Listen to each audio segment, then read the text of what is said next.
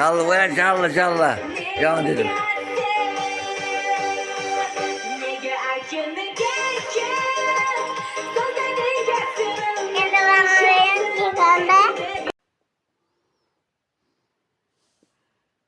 Assalamu alaikum Akük Avtosalon podpisçiler. Bugün Akük Avtosalon'un növbətdəki sodamız 9 oktyabr günü. Cobalt avtomobilimiz oldu. Maşın mexanik korobka 2020 yıl. Şumka boğan, içlerinin Rolls Royce metan hemen sesi var. Maşın tiyar. Üzerimizi bir onuya naq pula 103 milyon verdik. Ya təbrikləyiniz. Mən yaxşı güləməyin. Naq pulalık gününüz yok mu? Hakiki çıtırol. Pulkanı pul.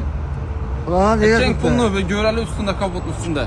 Podpisçiler işanmayın. Dan kredite verdi izle dedi.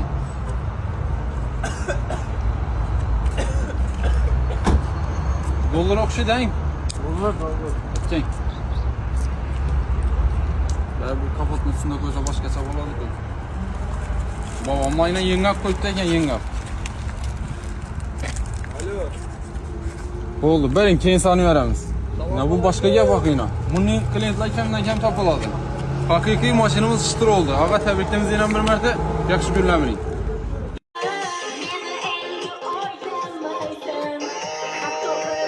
Callı ver callı callı. Yan dedim.